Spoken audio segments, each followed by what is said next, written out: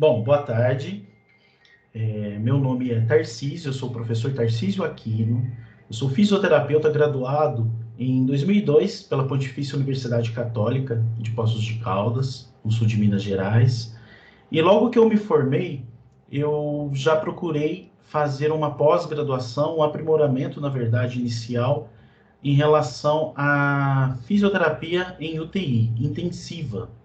Então, desde do momento da graduação, no intervalo, né, naquele momento em que eu estava na faculdade, eu sempre me interessei por essa área da fisioterapia cardiopulmonar, intensivismo. Então, foi a minha paixão desde o início da faculdade, né, quando a gente começa a estudar a anatomia, a fisiologia, depois os recursos terapêuticos, as avaliações, enfim. Então, em seguida, eu já procurei um aperfeiçoamento, fiz pelo Biocore Instituto, em Nova Lima, na região metropolitana de Belo Horizonte. E assim que eu concluí, eu voltei, né, para o sul de Minas, e ali eu fui trabalhando como todos, assim, à medida que se formam, trabalhando com a fisioterapia domiciliar até que eu conseguisse realmente trabalhar dentro de um hospital e prestando concursos. Em determinado momento eu fui aprovado em alguns concursos e também atuei na área clínica, na atenção secundária, né, com as clínicas conveniadas pelas secretarias municipais de saúde. Depois de um bom tempo trabalhando nessa área domiciliar, com clínica, eu fui aprovado num concurso como fisioterapeuta na Secretaria Municipal de Poços de Caldas, e ali eu comecei a trabalhar tanto na atenção secundária até o momento em que foi criado a UPA aqui em nossa cidade.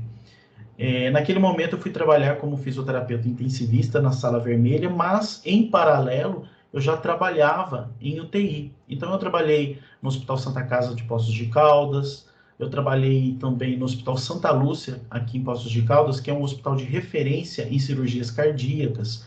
Então é um hospital com 40 leitos de UTI. Eu acabei me tornando gestor de uma equipe de 23 fisioterapeutas, trabalhando nas UTIs cardíacas, gerais, neurológicas, enfermaria, enfim.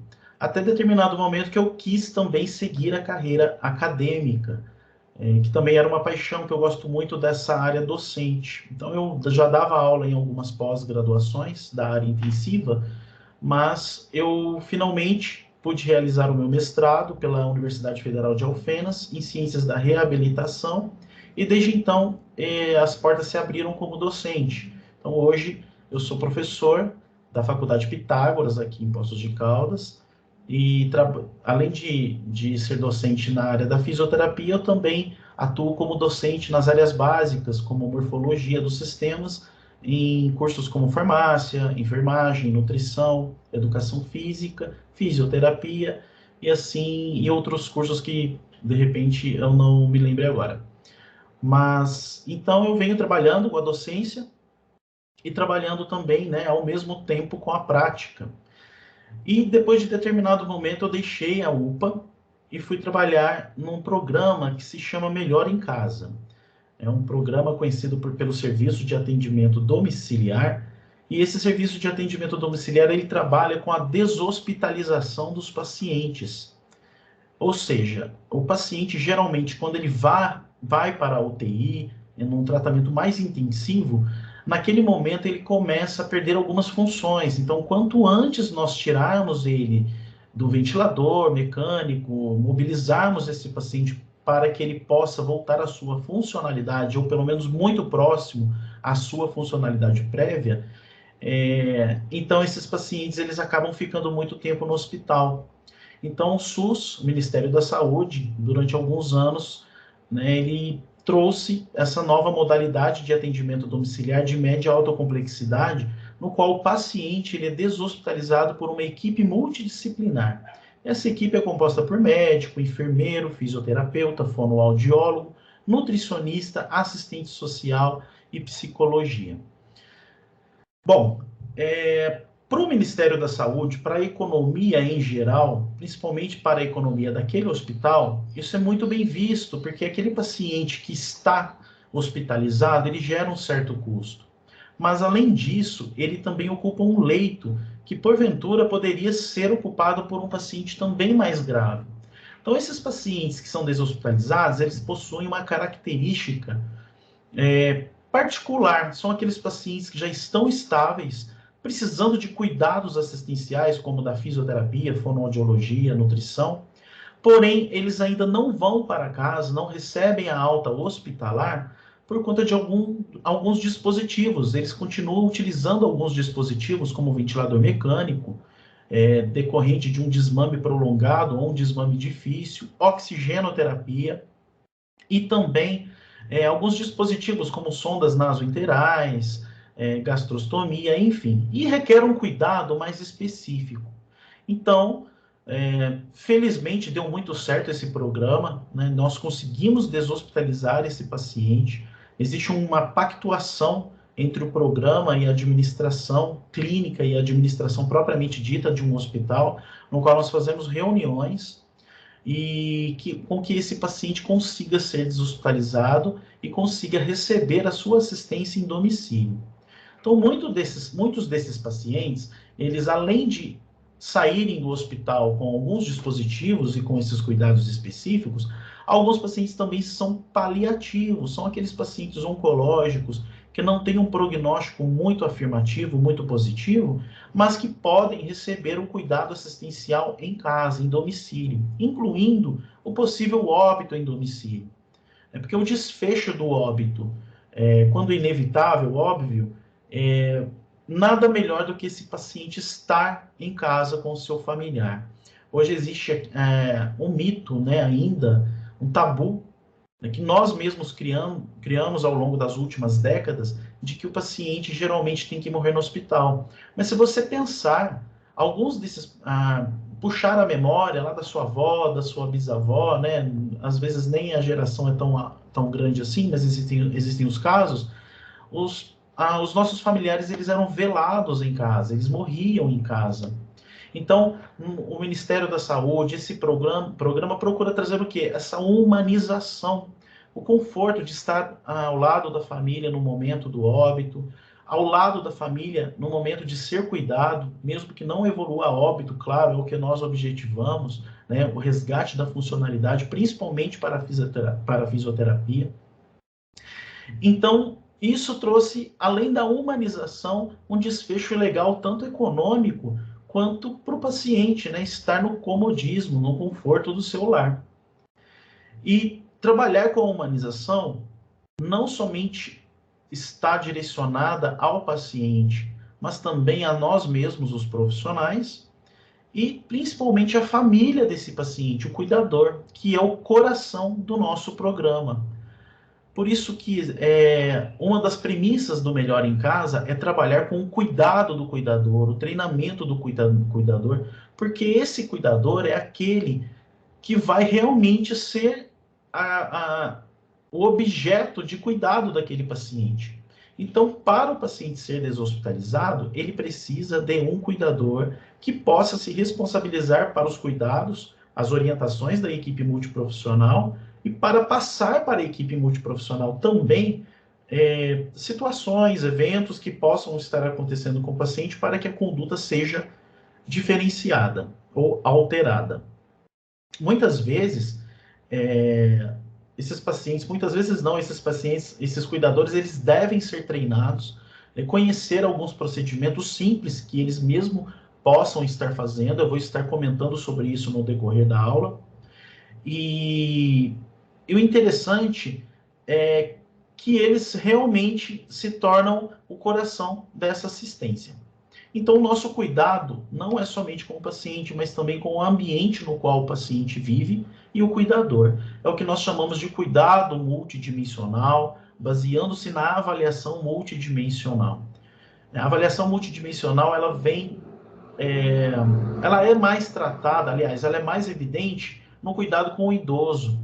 E claro, a grande maioria dos nossos pacientes são idosos, até porque nós vamos ver daqui a pouquinho na densidade demográfica, na transição epidemiológica e demográfica, que a população está envelhecendo cada vez mais. Nós temos um número já grande de idosos e isso vai aumentar no decorrer das próximas décadas. Então, além de ser um desafio, é algo que a fisioterapia, não só a fisioterapia, mas as outras áreas da saúde estão, né, focando, trabalhando na geriatria, no cuidado com o idoso. E assim como todas as outras áreas da saúde, a fisioterapia também possui arcos, né, um leque de atividades, de áreas específicas. Então, o paciente geriátrico é onde nós condensamos todo o nosso conhecimento ortopédico, osteomuscular, cardiopulmonar, enfim, todos os sistemas, né, se condensam, passam pelo funil ali na geriatria e a gente consegue dar a assistência adequada àquele paciente.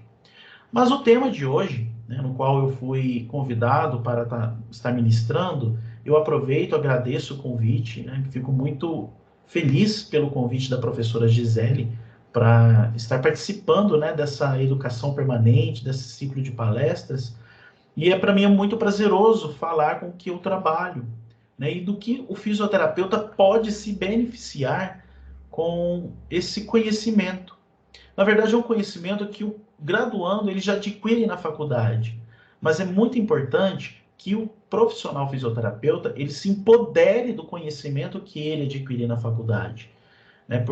Nós sabemos que muitas vezes nós esquecemos de coisas que nós estudamos, se nós não utilizamos, nós esquecemos, mas a partir do momento que você consegue linkar, né, colocar nas peças do quebra-cabeças ali o conhecimento que você adquire, as práticas terapêuticas que você aprende também, a gente forma o quê? O raciocínio clínico.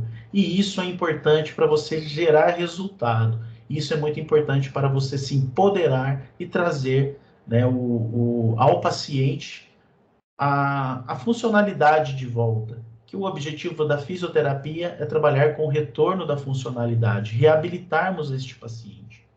O termo reabilitação é um termo complexo, porque ele não se resume à atuação da fisioterapia. Reabilitação engloba-se uma série de atividades para trazer a funcionalidade do paciente. Então, deve ser composto por médicos, fonoaudiólogos, nutricionistas, todos esses profissionais da área da saúde que eu disse. Então, o paciente se beneficia com essa reabilitação. O fisioterapeuta ele vai se empoderar aplicando suas avaliações, porque nós temos uma infinidade de métodos de avaliação, práticas baseadas em evidência, né? Nós vamos estar falando um pouquinho sobre isso também, sobre as práticas baseadas em evidências, porque muitas vezes nós saímos da faculdade e começamos a utilizar técnicas que não têm evidência científica de que traga algum benefício ou algum resultado evidente. Então, nós vamos trabalhar com isso hoje aqui. Claro que eu não vou trazer minuciosidades das práticas terapêuticas, mas eu vou estar afirmando, conversando com você sobre esses temas, né? Sobre o que nós podemos utilizar, como nós podemos utilizar e, enfim, como nós podemos nos empoderar enquanto profissionais. Então, o aluno ele tem que se diferenciar não quando ele sai da faculdade, quando ele saiu da graduação e já se tornou um profissional fisioterapeuta. Ele deve se diferenciar também na graduação, elevando a sério o conhecimento ofertado pelos docentes, pelos professores, os conhecimentos e dedicar-se a estudar, porque o estudo é seu. Você busca o estudo. O professor ele está ali para te mostrar o caminho das pedras até que você chegue no seu objetivo. Então, aluno, estude, leve a sério, seja curioso e fique antenado, entre aspas, nas evidências que saem todo santo dia na comunidade científica. E o empoderamento do fisioterapeuta, ele caiu como uma luva, né, esse tema agora, com a pandemia em relação à Covid-19. Então, a fisioterapia já é uma profissão relativamente antiga, né, de algumas décadas. Mas, assim, todo mundo relacionava a fisioterapia como dobra, estica o braço, faz uma massagem, enfim, né? Nós profissionais, nós não gostamos. O fisioterapeuta é massagista, enfim. Então, nós temos que nos empoderar para tirar esse tabu, né? Tirar essa máscara que não é verdadeira. Então, você deve procurar esse estudo, né? E voltando a falar desse empoderamento na pandemia, né, ficou muito evidente a importância do fisioterapeuta dentro de uma unidade hospitalar, para trabalhar com a ventilação mecânica não invasiva, esses pacientes, para que muitos deles não evoluíssem com uma intubação orotraqueal e vá para sedação, para ventilação mecânica invasiva, enfim. Só que assim, a pandemia chegou, o coronavírus chegou e a gente foi aprendendo concomitantemente, né, com os eventos. Então nada se tinha muito porque era muito novo. Então nós colocamos a nossa prática baseada em algumas patologias similares, né, como a SARA, a síndrome da angústia respiratória aguda, e nós começamos a tratar da mesma forma e nós descobrimos o quê? Que a COVID, além de ter uma afecção pulmonar, ela também traz afecções sistêmicas, então não era somente tratar o pulmão, mas sim trazer a funcionalidade desse paciente de volta e tentar impedir que ele evoluísse para uma fase mais grave. Bom, mas não é somente dentro da UTI que o fisioterapeuta se empoderou. O desafio veio maior ainda logo após a alta daqueles que sobreviveram à Covid. É porque passou-se, né, um momento crítico, mas desculpem, funcionais se apresentaram muito grandes e muito intensos. Então, a Covid, né, após a alta hospitalar, ela recebe o nome também de long COVID, ou pós-COVID, ou COVID progressiva, que nós ainda estamos estudando, né, há cerca de quase 2 anos aí de pandemia, de infecção pelo coronavírus, nós estamos estudando ainda o comportamento e o fisioterapeuta ganhou mais espaço ainda com o seu atendimento na atenção secundária, com o paciente recebeu a alta, foi para casa, então ou o fisioterapeuta que está integrado a um sistema de saúde municipal, estadual, federal, ou aquele fisioterapeuta que também trabalha como autônomo. E ambos devem ter o mesmo conhecimento, a mesma prática baseada em evidência. Claro que com condutas possivelmente diferentes, mas com condutas que tragam a funcionalidade baseado na ciência. E é com isso que o paciente se beneficia e felizmente nós profissionais também nos beneficiamos com o autoconhecimento, com o conhecimento da profissão e o reconhecimento da profissão. Então, a fisioterapia ela ficou evidente não somente para a comunidade, mas para o próprio fisioterapeuta que teve que se reinventar. Não somente o profissional que trabalha nesse campo, mas também aquele profissional docente. Então, nós tivemos que nos reinventar aí com as aulas remotas, nos esforçarmos ao máximo para levar o conhecimento prático àquele graduando.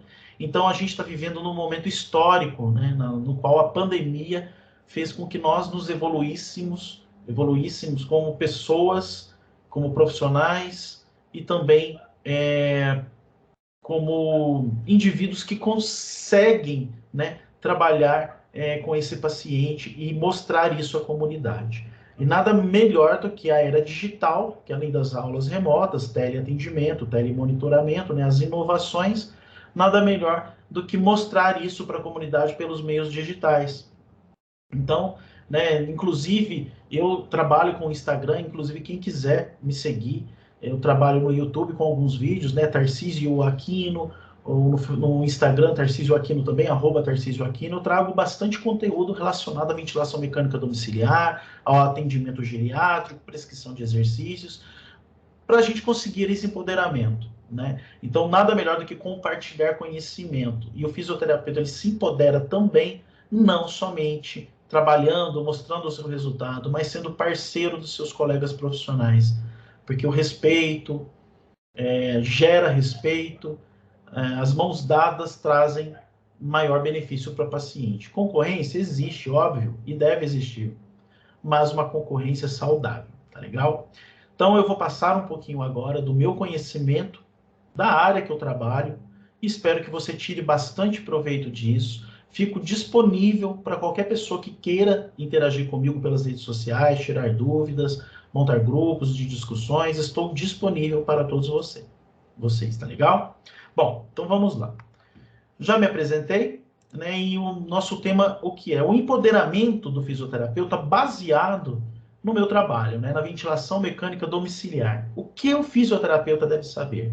Qual o fisioterapeuta? O fisioterapeuta que é concursado pelo sistema municipal ou o fisioterapeuta autônomo que sai da faculdade, já preciso atender um paciente, vou ganhar o meu dinheiro, né, e vou atender esse perfil de paciente. E nós sabemos que quando você trabalha com fisioterapia domiciliar autônomo, você recebe uma caixinha de surpresa toda avaliação domiciliar. Então, você não tem que trabalhar somente com prescrição de exercícios, de repente você vai encontrar pacientes com doenças neurodegenerativas que fazem uso de uma ventilação mecânica não invasiva, como o BIPAP, ou até mesmo ventilação mecânica invasiva por meio das cânulas plásticas, que o paciente também sai da UTI, sai do hospital com as cânulas para que isso seja desenvolvido, que o desmame seja desenvolvido em domicílio. Então vamos lá, né? Bom, antes que eu possa falar com você sobre esses temas, é importante que nós saibamos, né, que nós conheçamos alguns determinantes demográficos. Então eu vou falar um pouquinho aqui do contexto demográfico e epidemiológico. Então, nós sabemos que ao longo dessas últimas décadas, e à medida que as décadas foram passando, as inovações tecnológicas também foram surgindo, e com isso, né, com as revoluções industriais, o mercado se abriu, mulheres começaram a trabalhar, então, né, nós saímos de casa cedo, tanto o homem quanto a mulher, para trabalhar, e com isso a taxa de natalidade se reduziu drasticamente. É comum, né? Nós sabemos de histórias dos nossos bisavós que tinham 20 filhos. Eu tenho uma bisavó que teve 20 filhos. Então, tem primos que eu nem conheço. Então, a demanda, né? Aliás, a taxa de natalidade no último século, no início do último século, era muito grande. Mas aí, com as inovações tecnológicas, com a revolução industrial, com o trabalho propriamente dito isso caiu. E, ao mesmo tempo, né, antes, nós podemos perceber que, ao mesmo tempo, o número de idosos cresceu em relação aos jovens, né? E isso se deve também ao fato das descobertas científicas relacionadas à saúde. Então, nós estamos envelhecendo mais com saúde, né? Ou com menos doenças. Então, isso propicia que o idoso possa chegar a uma idade mais avançada, né? Nos últimos 2 séculos, pessoas morriam com 40 anos, era o limite da idade. Né? Hoje as pessoas podem chegar a fazer 100 anos, 90 anos tranquilamente, né? Somente com o que pode estar afetando é a senilidade, o envelhecimento propriamente dito. Então, nós podemos ver que em 1960, 2,7% da população era composta por idosos, e há uma previsão para que em 2050 isso seja compreendido de 19% de idosos. Né? E, bom, e como eu vinha falando, né, ao longo, né, desses últimos anos, dessas últimas décadas, no início, lá em 1930, no início do século passado, a maioria das mortes eram compostas por doenças infecciosas. Então, foi se descobrindo os antibióticos, as ações dos antibióticos ao longo das décadas. Mas naquela época, 46% das pessoas morriam por doenças infecciosas. Né? No ano 2000, e já está defasado, porque nós estamos em 2021, 5% apenas morriam. Em decorrência do quê? Das descobertas científicas, dos métodos de tratamento. Ao contrário das doenças cardiovasculares, que no mesmo ano de 1930, 12% das pessoas morriam por doenças cardiovasculares. Mas com as inovações tecnológicas, com automóvel, controle remoto, celulares, nós nos tornamos mais sedentários. E para piorar, veio o que? O iFood, né? O fast food. Então nós nos alimentamos mal também, vivemos para trabalhar e não trabalhar para viver. Aliás, nós trabalhamos para viver, né? Bom, e as doenças cardiovasculares, ao longo dessas décadas, ela aumentou. Foi uma transição demográfica. Legal? E com isso também as doenças crônicas não transmissíveis, elas se tornaram singulares aí nessas evoluções da transição demográfica e epidemiológica. Então, assim como em outras regiões do planeta, né, as doenças cardiovasculares são as doenças que mais matam os indivíduos atualmente, seguido pelas neoplasias, pelas doenças respiratórias, pela diabetes mellitus e outras doenças crônicas. E muitas delas estão relacionadas aos hábitos de vida e ao trabalho. Né? Então, são os fatores de riscos modificáveis e não modificáveis. E é aí que nós, como profissionais da área da saúde, devemos trabalhar, né, com a prevenção e promoção de saúde também. Então, eu não vou estar falando aqui apenas de UTI ou de atenção secundária, mas da atenção primária também. Então, Com a fisioterapia, ela trabalha nesses 3 campos, da atenção primária, secundária e terciária, onde na primária nós vamos trabalhar com a prevenção dessas doenças crônicas não transmissíveis, como hipertensão, a partir do momento que eu consigo controlar os hábitos de vida, modificar. Por isso, são fatores de risco modificáveis.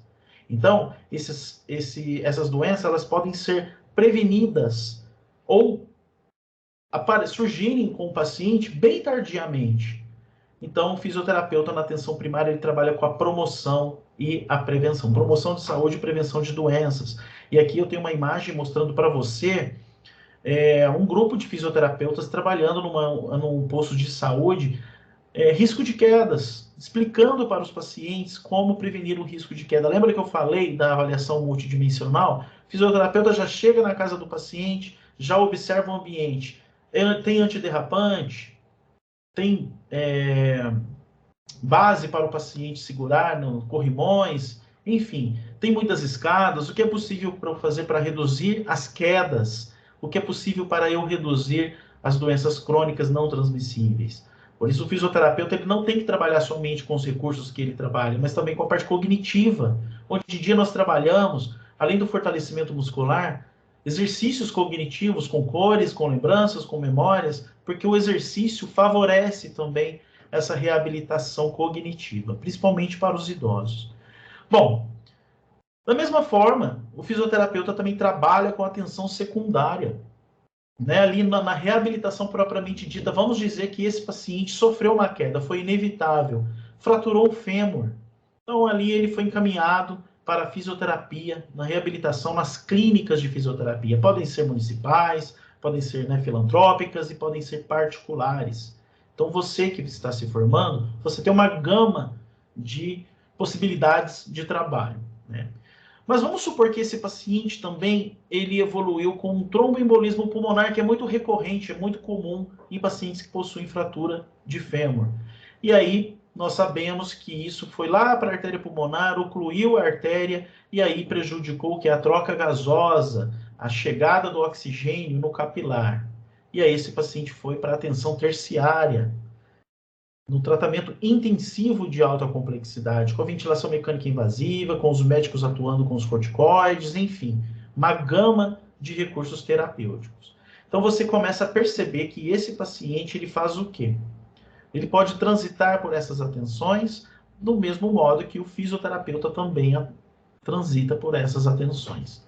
Então hoje a gente vai conhecer um pouquinho dessa transição, mas a partir desse momento você já começa a perceber o quão poderoso é o fisioterapeuta, por estar atuando nesses níveis e por poder avaliar, dar o diagnóstico e tratar corretamente o seu paciente. Mas mais que isso, mostrar resultado.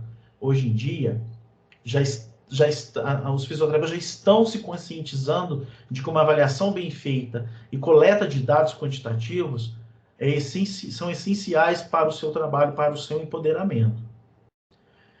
Mas alguns anos atrás, nem todo mundo saía da graduação com essa ideia de mostrar resultado. Eu vou à casa do paciente, faço a fisioterapia e pronto, tchau, vou embora. Qual resultado você anotou naquele dia? Você fez um reteste para avaliar se houve ganho de força muscular respiratória, ganho de força muscular periférica, ganho até cognitivo? Se você não fez, você está sucateando a sua profissão. Então você tem que fazer o quê? Mostrar resultados, faça coleta de dados. Demora, mas é muito bom. O prazer que você tem quando você consegue verificar a melhora em gráficos, a melhora quantitativa desse paciente, não tem preço. Né? Mas, enfim, o objetivo é que esse paciente que foi para alta complexidade retorne para a atenção primária, para casa desse paciente. É o que nós chamamos de deshospitalização. É aí que entra o nosso programa, né, o programa no qual eu trabalho. E não somente o programa Melhor em Casa, mas também quando o paciente tem alta, que vai para casa com algum déficit funcional, o fisioterapeuta particular está ali também para atendê-lo, né? Então, esse paciente deshospitalizado com ventilador mecânico, que é muito comum hoje em dia, o paciente chega em casa, o fisioterapeuta e a família devem estar preparados para esse atendimento. A família deve estar preparada com o treinamento de uma equipe e o profissional fisioterapeuta deve estar preparado com conhecimento práticas baseadas em evidências e o raciocínio clínico. Você não molda o seu raciocínio clínico do dia para a noite. Você transforma o seu raciocínio clínico estudando e trabalhando. Você vai saber exatamente como aplicar uma técnica, quando aplicar, quando interromper, como prescrever os exercícios, enfim, uma gama de situações. Então, desse modo, o nosso conselho nos respaldou também, né, com as normatizações da atuação da fisioterapia. Então, hoje em dia, o fisioterapeuta ele pode trabalhar em todas essas áreas que eu disse, primária, secundária e terciária, mas nós temos esse respaldo, né, do Conselho Regional de Fisioterapia, o Conselho Federal de Fisioterapia, e foi normatizado em 2016 o quê? O fisioterapeuta na atenção domiciliar. E com isso nós temos responsabilidades de gerar resultados, gerarmos relatórios e além de prescrevermos, mas além disso também de evoluirmos esse paciente, um prontuário na casa desse paciente. Você está se empoderando trabalhando dessa forma. Leve, deixa uma pastinha na casa do paciente no qual toda visita você registra tudo que foi feito. Tá? Isso é um documento, é importante para o profissional, principalmente para o paciente, que mediante uma intercorrência tem ali tudo o que acontece com ele em termos de fisioterapia. Então, o médico do SAMU pode ter acesso, da UPA pode ter acesso, do hospital pode ter acesso. Então, essas referências de conhecimentos, essas referências de troca de informações são importantíssimas para o seu empoderamento. Então, para que isso seja evidente, é importante que você conheça um pouquinho das redes de atenção à saúde. Nada mais é que a integração entre as redes. Eu vou mostrar para vocês um desenho aqui, um slide que mostra melhor isso daqui. Então, a gente está falando no contexto SUS, no contexto municipal, mas o fisioterapeuta autônomo, profissional autônomo, ele também deve ter esse conhecimento, porque, de repente, eu trabalho como particular na casa de um paciente, mas ele é acompanhado pelo médico do posto de saúde. Então, é importante que eu saiba como ter essas referências e contrarreferências para que eu possa procurar um médico daquele paciente, mandar um relatório, apresentar algum conteúdo, né, funcional para aquele paciente. Então, nós temos aqui a unidade básica de saúde, que é o centro das redes de atenção à saúde, e por meio da integração, nós podemos transitar por todos os programas, sejam particulares ou não, né, de assistência à saúde, como hospitais, ambulatórios, o Melhor em Casa, o CRAS, que está relacionado à assistência social, a UPA. Então, aqui é vai e vem. O paciente pode ir para a UPA e pode voltar para casa. E qual profissional que está inserido aqui, que pode trabalhar com muita propriedade no resgate funcional desse paciente, para que ele possa retornar para sua casa? O fisioterapeuta. Mas como você vai trabalhar com isso? Com o seu empoderamento. Conhecimento, vou repetir, conhecimento, prática baseada em evidências e raciocínio clínico. Desse modo, você gera resultado. Bom, e é importante que, mesmo que o fisioterapeuta não trabalhe no sistema de saúde público, que ele consiga identificar quais são as atenções de saúde que o nosso Ministério de Saúde ele preconiza, né? Então, nós temos a assistência domiciliar tipo 1, tipo 2 e tipo 3, e elas se diferenciam pela periodicidade de visitas, pela intensidade dos cuidados e por aparelhos utilizados. Então, o paciente está classificado como na atenção domiciliar primária, número 1, é aquele paciente que ele não requer muitos cuidados, que ele deambula, que ele pode ir à clínica de fisioterapia. Então, as visitas, elas são esporádicas. O AD2 é aquele paciente que já tem um déficit funcional mais intenso, que precisa que o fisioterapeuta vá à casa daquele paciente para atender, pode ser particular ou não, faça uma orientação, faça o seu atendimento, ele faz uso de sondas, tá? Então, é um paciente que está estável e não possui muitos dispositivos inseridos e que requer uma atenção mais especial. O AD3, né, ele tem uma complexidade maior porque ele precisa de visitas maiores, de visitas mais frequentes, com uma intensidade de cuidados muito maior e que utilizem aparelhos como ventiladores mecânicos, pode ser BIPAP, CPAP, oxigenoterapia, os concentradores de oxigênio, e sondas nasointerais, enfim, uma gama de dispositivos que faz com que esse paciente tenha a característica de internação domiciliar. E ali o fisioterapeuta tem o quê? Um prato cheio para trabalhar ali. E é muito prazeroso. Bom, Quando o paciente sai do hospital, ele desenvolve complicações. Aliás, ele apresenta algumas complicações, como pulmonares e osteomusculares. Eu não estou falando das funcionais e nem cognitivas nesse momento, mas vamos focar nas pulmonares e osteomusculares.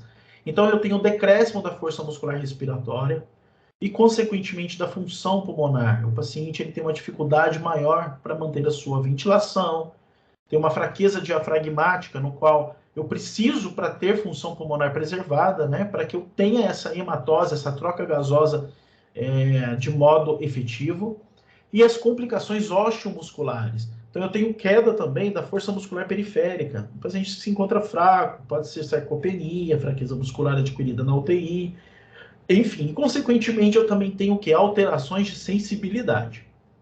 Então, o fisioterapeuta ele já tem o quê? Que focar uma avaliação funcional baseado nas medições dessas variáveis. Força muscular respiratória, periférica, alterações de sensibilidade, função pulmonar, e assim eu coloco novamente em um funil e ali eu gero o quê? Uma avaliação funcional. É a avaliação funcional que vai mostrar para o paciente e para o fisioterapeuta como ele está melhorando de acordo com a sua conduta. Legal? Bom, então esse paciente, né, que está no AD3, ele saiu de casa com dispositivos, então é muito comum você encontrar pacientes, né, com esses aparelhos que eu estou mostrando para vocês, que são os ventiladores mecânicos domiciliares. Muitos deles são bem modernos e não deixam nada em relação aos ventiladores mecânicos dentro de uma UTI. Então é muito comum termos pacientes pediátricos, pacientes que apresentam doenças congênitas, então, né, com função pulmonar prejudicada e precisam também da ventilação mecânica domiciliar.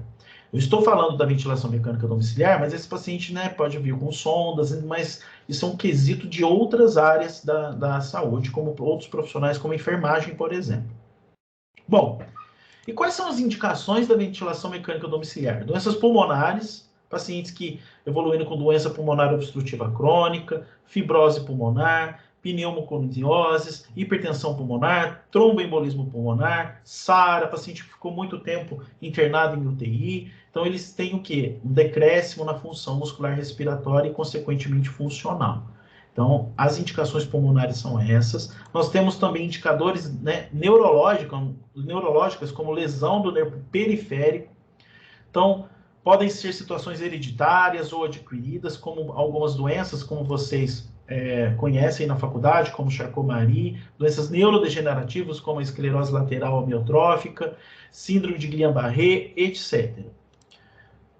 E lesão do nervo, continuando, né, com outras doenças, aliás, o slide aqui ele está duplicado, desculpem, e outras indicações como outras indicações, como traumatismo crânioencefálico, acidentes automobilísticos, traumatismo raquimedular, parada cardíaca, esclerose múltipla, anóxia, acidente vascular cerebral. Então, são pacientes que precisam, né, de ventilação mecânica domiciliar, porque de repente podem evoluir com uma insuficiência respiratória do tipo 2, a hipercápnica. Então, esse paciente ele pode ser tratado na sua casa. Por que não? Não precisa estar no hospital.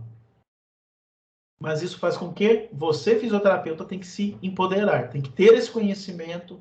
Eu não gosto da fisioterapia intensiva, mas você tem que ter um conhecimento se você quer atuar naquele momento, tá legal? Acho que quanto mais nós sabemos, nós saibamos, desculpa, mais comprometidos e mais empoderados nós nos tornamos. Opa! Bom, esse paciente, além da ventilação mecânica domiciliar, ele também sai com o quê? Com a oxigenoterapia domiciliar prolongada. Eu estou dando uma adiantadinha aqui, tá? Por conta do tempo, mas como eu disse para vocês, eu estou só citando, né, o que nós podemos utilizar no domicílio, mas você tem a responsabilidade de estudar, procurar conhecimento, as práticas baseadas em evidências e ao final vou falar como gerar resultados, tá legal? Bom, a oxigenoterapia, né, o paciente ele pode estar com catéter, com máscaras faciais, máscaras de Venturi, e aqui eu tenho uma tabelinha que você pode, né, tirar o print aí da sua tela, e nas principais indicações e a fração expiratória de oxigênio. Como isso é ofertado para o paciente no domicílio? Né, por meio de concentradores, então ligado na energia elétrica, esse aparelho ele gera o oxigênio puro e é enviado ao paciente e, né, por meio desses dispositivos, como macronebulização, catéter, umidificadores.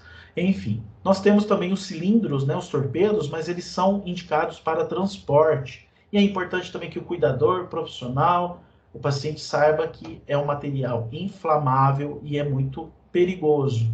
O oxigênio em si, ele é perigoso quando ele não é administrado corretamente, mas isso é um assunto para uma outra aula, certo? E aqui eu tenho alguns exemplos para mostrar para vocês como esses pacientes se encontram em casa com esses dispositivos. Então, o paciente pode estar traqueostomizado, né, apresentando uma máscara de traqueostomia, pronga nasal, que é o catéter nasal, máscara de Venturi e máscaras orofaciais para oxigenação. Só que esse paciente não somente tem que ter o cuidado do profissional, mas também o cuidador ele tem que ter um conhecimento mínimo para saber administrar todos esses dispositivos, aumentar o fluxo ou não, em uma decorrência de queda de saturação, higienização, né, posicionamento. Então, nós temos que cuidar desse cuidador, treinar esse cuidador também. Então, você que é um profissional autônomo, que vai sair da faculdade de trabalhar de modo autônomo, não foque só no seu paciente, foque também no familiar, tá bom? Que aí o resultado ele é muito melhor. E trabalhar em equipe. Então, se você atua na casa daquele paciente, você também tem que ter um bom relacionamento, né? Uma boa integração, lembra das redes de apoio à saúde? Uma boa integração com nutricionistas, psicólogos, médicos, enfim, outros profissionais da área da saúde, certo? Então, e você pode me perguntar, esse paciente ele vai ficar internado em casa com esse aparelho para sempre? Alguns sim, né, por conta de insuficiência hipercápnica, numa esclerose lateral amiotrófica muito avançada, mas muitas vezes nós conseguimos realizar o quê? O desmame desse paciente. Então, o que eu apresento? Né? Eu consigo, com o tratamento multidisciplinar, fazer um treinamento de força muscular respiratório, muscular periférico, fonoaudiólogo trabalhando junto, nutricionista, para que a gente consiga fazer com que esse paciente tenha o resgate da sua funcionalidade novamente, certo? E como eu faço isso? Fazendo uma boa avaliação. Como eu faço essa avaliação? Eu devo ter um conhecimento, aqui está escrito perioperatório, mas na verdade é um conhecimento da internação hospitalar. Quais foram os exames, como o paciente chegou, quantos dias ficou internado, foi traqueostomizado, enfim. Faça uma boa anamnese, um bom exame físico, uma boa avaliação neurológica, cardíaca, pulmonar, metabólica e motora. Aqui faltou funcional, avaliação funcional, porque essa é a cerejinha do bolo, né? Como que você pode fazer essas avaliações funcionais? Por meio de escalas, são gratuitas, né? A literatura, assim, a ciência nos entrega de bandeja algumas escalas para avaliação de força muscular, avaliações de funcionalidade. Você precisa do mínimo gasto econômico possível para adquirir algumas escalas, alguns dispositivos para realizar um bom teste funcional. O conhecimento é o que você deve ter. Então, eu vou mostrar para vocês, né, algumas escalas, testes funcionais e testes quantitativos. Mas, para isso, esse paciente ele tem que ser bem monitorizado também, porque qualquer intercorrência, você deve encaminhar esse paciente, né, por meio da integração para as outras redes de apoio à saúde, como hospitais, UPA, enfim. Bom, então, eu mostro para vocês aqui alguns instrumentos de avaliação que você pode utilizar no seu atendimento. Alguns são caros, mas é possível substituí-los por outros aparelhos, como eu vou mostrar. Então, aqui nós temos um manovacuômetro que faz o quê? Avalia a força muscular respiratória. Nós temos um dinamômetro que avalia a força muscular periférica por meio da apreensão palmar. O PIC-FLU, que é o pico de fluxo, avalia o pico de fluxo de tosse, muito importante para o desmame da ventilação mecânica. E um teste de caminhada, pode ser um teste de caminhada de 6 minutos, um teste de velocidade de marcha, teste do degrau, teste de sentar e levantar da cadeira. Se vocês querem conhecer esses testes, vocês podem também acessar o meu Instagram. Lá eu falo muito sobre esses testes, coloco vídeos, tá? Então fiquem à vontade.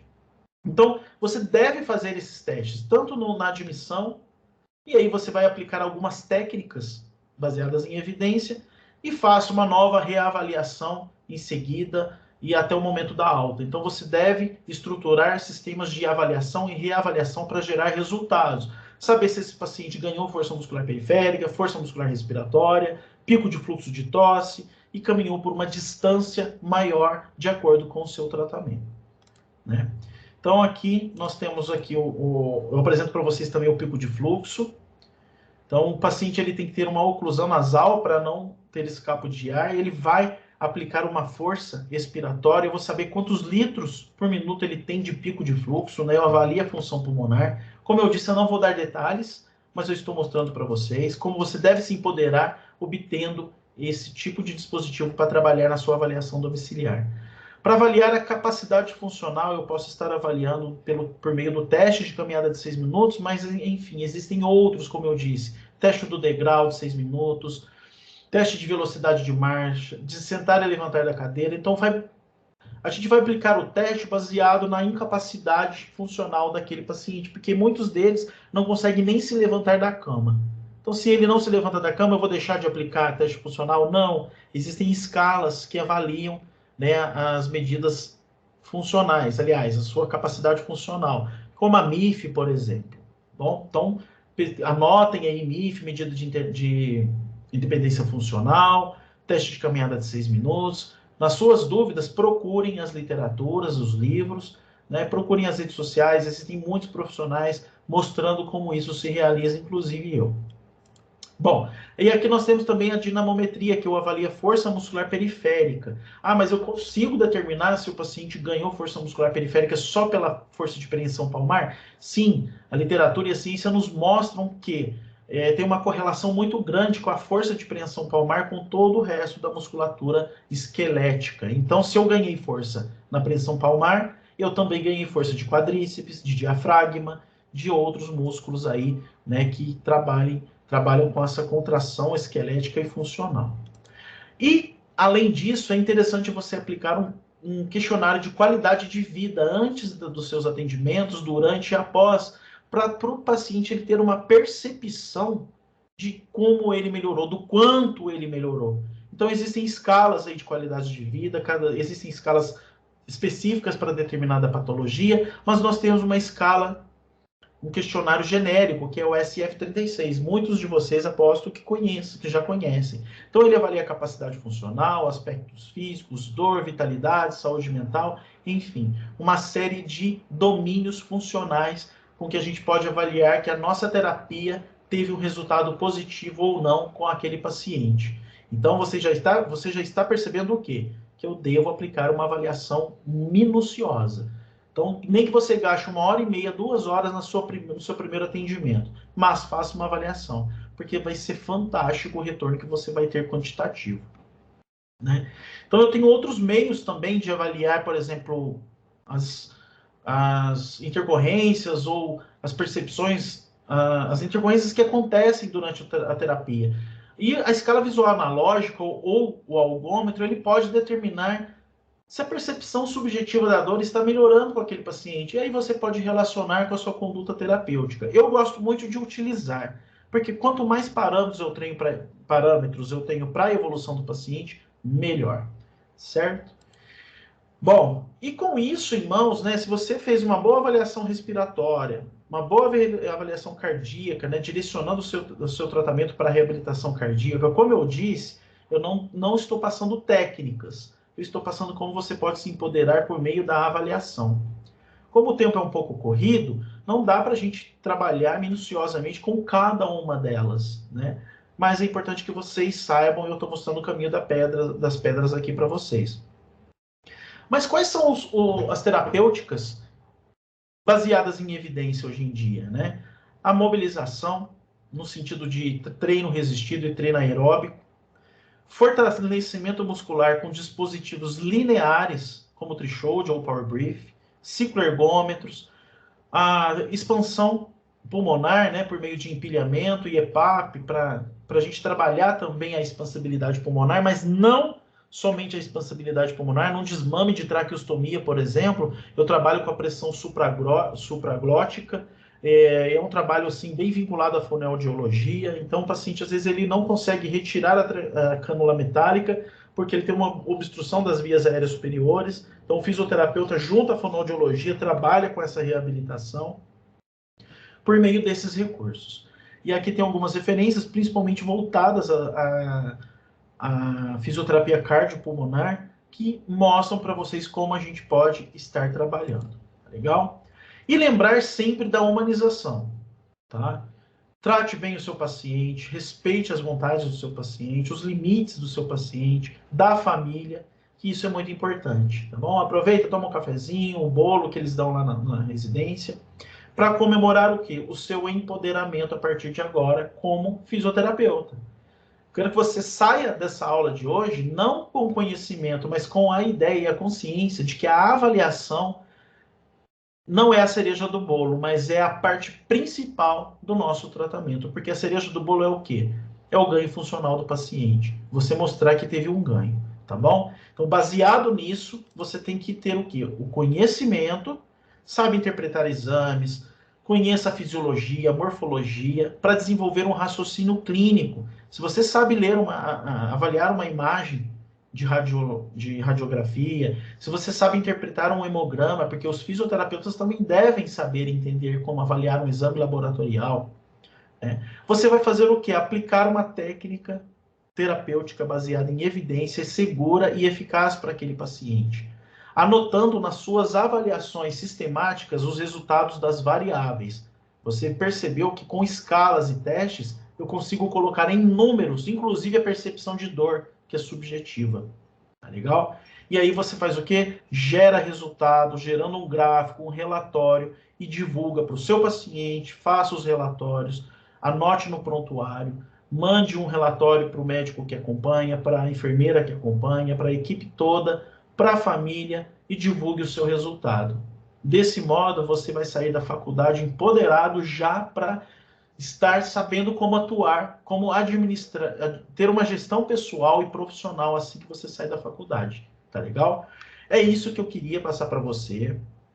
Eu sei que o tempo foi corrido, talvez ficou alguma coisa a desejar, mas como eu disse, podem me procurar, né, nas redes sociais. Eu deixei aqui as referências que eu utilizei também, mas aqui eu deixo para vocês como vocês podem me encontrar aí nas redes sociais, caso tem alguma dúvida? Ah, eu tenho meu professor, ele pode me ajudar, mas eu também posso te ajudar. Fique à vontade. Entre em contato comigo que, se vocês quiserem, eu estou à disposição para tirar algumas dúvidas relacionadas à gestão pessoal, profissional e principalmente a assistência desse perfil de paciente deshospitalizado, paciente cardiopulmonar. Legal? Bom, eu agradeço novamente o convite da professora Gisele e nada mais do que mostrar para vocês que eu fico muito feliz em poder compartilhar esse conhecimento, tá bom? Com vocês, com você, e que eu possa ter agregado de alguma forma aí, plantado uma sementinha no profissional que você vai se tornar assim que sair da faculdade, tá bom? Então, boa tarde para todo mundo. Eu espero que tenham gostado e aproveitado bastante essa aula, tá legal? Então a gente se vê por aí. Tchau!